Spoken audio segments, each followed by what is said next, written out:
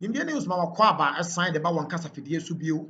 Na maka trust before anything else na just our share na ebiem nso kwa na wo subscribe to your channel no. What the political news there. Never governance. We catch you sa pani put of ma yet. Na pani to forma yet there. Ani na nsɛm foforɔ bi nso asan esi. Benim sɛ what the nsɛm ade bɛn nyinaa na ya na ya wote na ya wɔhwɛ na ya wɔfɛ nso so. Nti no nsɛm foforɔ bi asi a India news yan so pani yɛ tɔ for me baabi yɛ ti nyinaa akyi no yɛn nsa atumi aka bi na yɛaso nso atumi ate saa nsɛm bi. Yɛntie nsɛm mmra sisi a na mpanimfoɔ mpo sɛ kakum no yɛgye no kɔkɔɔ anum. Deɛ ba before that no subscribe to your channel no. Bɛka all other news ɛfa politics wɔn de deɛ wɔpɛ sɛ wɔtie no ɛho.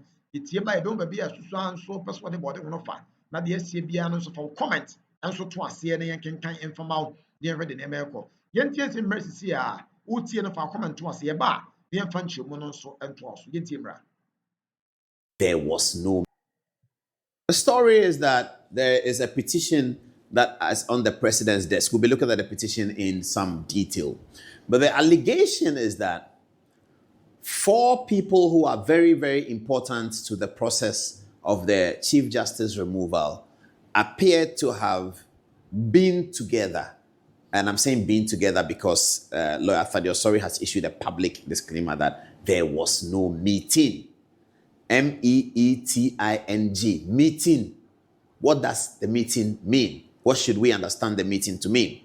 But the allegation which has been put in a petition which has gone before the president, the petitioner is in the studio here with me. This is not his first time of coming into the studio. Young man who is very agile. He is a former parliamentary aspirant for the New Patriotic Party in Adenta. We have to say that. Parliamentary aspirant for the New Patriotic Party. And he's been championing a lot of youthful agendas all over the place. And he's also very big on Christianity and Christian mobilization as well. That's also very important. I have to say that. They call him Adenta Kumi.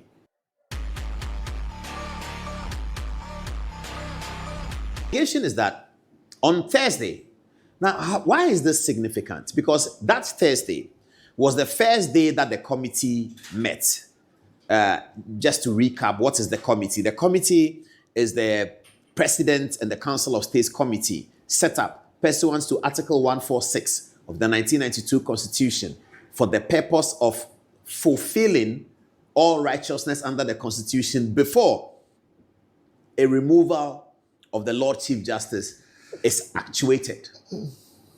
The law says that where any Ghanaian feels that the Lord Chief Justice has done something unwholesome and therefore must be removed from office, that Ghanaian writes a letter to the president in the form of a petition. The president, upon receiving the petition, will forward the petition to the Council of State, albeit with the response of the subject matter, in this case, the Lord Chief Justice. When the petition gets to the Council of State, the Council of State must see whether or not the petition is frivolous or whether there's something to answer.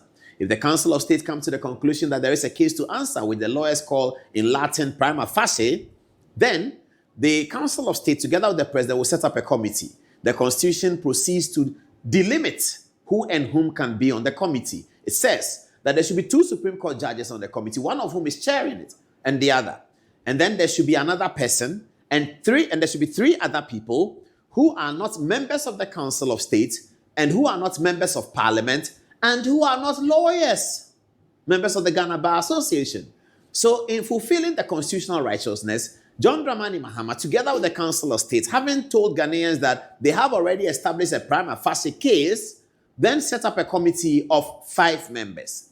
Chairman of the committee is Mr. Gabriel Scott Poorman, who is the chairman of the committee by the Supreme Court judge, a very senior Supreme Court judge, I have to say, and also a member of the PNC.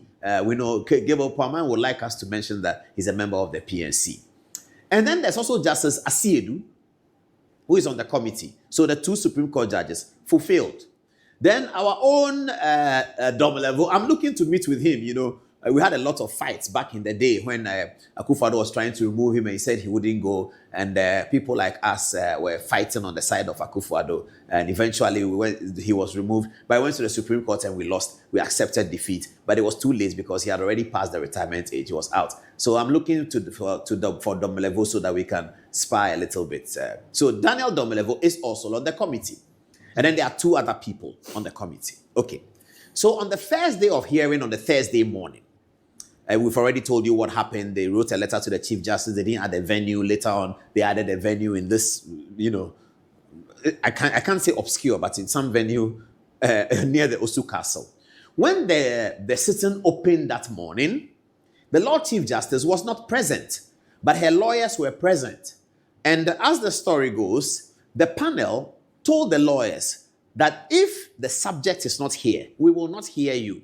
The lawyers were quite bemused because letters had been written to them that they should appear on that day. Some of the letters were addressed to them, so that the panel were aware that they are the lawyers for Gertrude Tokonu. Gertrude Tokonu was not there, and they said that they would not hear the lawyers, and the lawyers should clear off. Go and bring Gertrude Tokonu. If you don't bring Gertrude Tokonu, we are not going to hear you. Get out of here. It was quite hostile, and the lawyers for Gertrude Tokonu were very bemused, and they were quite surprised because regular court practices, the subject is usually not usually, but sometimes not there. Okay, so the matter ended at around midday or 1 o'clock. And then, as the petitioner says, 6:30 p.m., between 6:30 p.m. and 7:30 p.m., there was this dramatic entry into this restaurant at the airport's residential area. Gabriel Scott Poaman was there. Asiedu was there. Who's calling me? I'll call him back. Somebody's calling me. Oh, boss. Okay, I'm on TV. Hey, this matter is getting hot too. All right. So Gabriel Scott Poaman was there. Asiedu was there. And who's the third person? Justice Kulendi, who is not sitting as part of the committee. He's not. He's a very distinguished Supreme Court judge, Justice Kulendi, on the left of your screen. Justice Kulendi was also there. Now, why is Justice Kulendi important in the allegation or the allegation of collusion? Because Justice Yoni Kulendi was one of the 3 judges who gave that expert opinion blocking the injunction that had been filed to injunct the committee's work.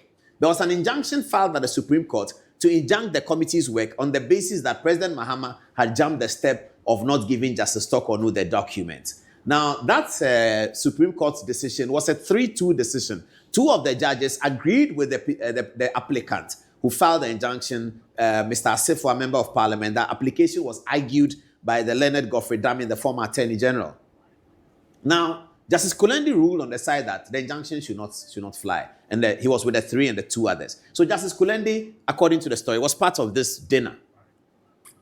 And then Mr. Thaddeus Sori was also part of the dinner.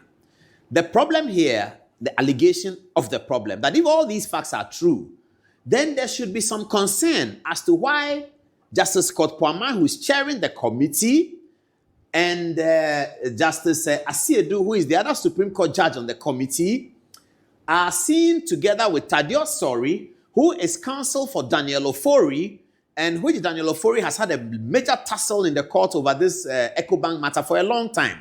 And then on most of the Daniel Ofori tussles, Gabriel Scott Poaman has ruled in favor of Daniel Ofori, and Daniel Ofori has perceived Justice Tokonu as a major enemy in his quest to secure $97 million Ghana cedis from EcoBank.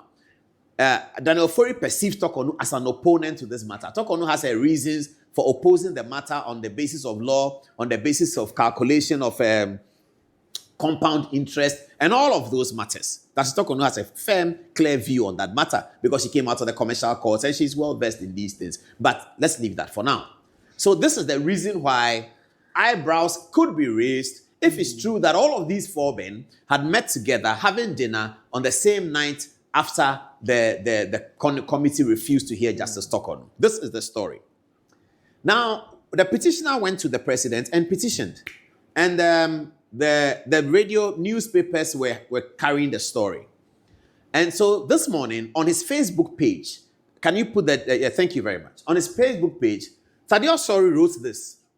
It is a monstrous lie. No such meeting took place. It is very easy to fact check that. We know those who get justice through negotiation. I don't understand the second part of Thaddeus Sori's thing. He says, we know those who get justice through negotiation. I'm not sure who he means and what he means, but he's a very senior lawyer. So, I mean, I know he knows he knows what he's talking about. But the fundamental thing that Justice Sori says here is that there was no such meeting took place. In Thaddeus Sori's comments, we don't know whether he means that he was not at the restaurant, or that he was not at the restaurant that day, or that he was there but the other judges were not there, or that the other judges were there and he was not there, or that he left before the other judges came, or that they came before he left, or that they were all there at the same time, but they just talked about something, or that he was there and he met somebody else and the judges were together somewhere else. We don't know all of those details.